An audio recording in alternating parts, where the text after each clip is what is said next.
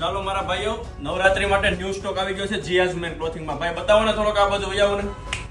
આ straight fit માં બતાવો, સ્ટ્રેટ ફિટ માં. આપણા ફોલોવર ને ખાલી સ્ટ્રેટ ફિટ માં બતાવો. પીસ જો ખાલી એકદમ ક્લાસ રહેવાનો છો ભાઈ, એકદમ ક્લાસ. ખાલી પીસ જો. એમાં ને એમાં છે ને વ્હાઈટ કલર બી છે જો. વ્હાઈટ. સાઈઝ 28 થી 34 રહેવાની છે.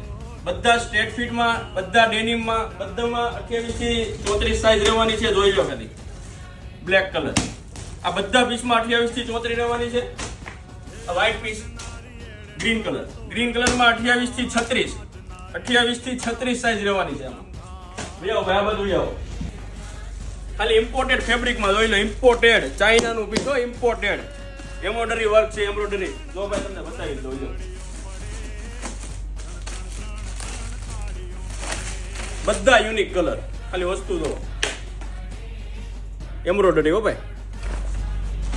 કોલરમાં રહેવાનું છે સ્ટીચલેસ કોલર. ટી-શર્ટ જો, ટી-શર્ટ ની વસ્તુ જો ખાલી જો. તમને બતાવી દો ભાઈ, જોઈ લો ખાલી. Unique caller.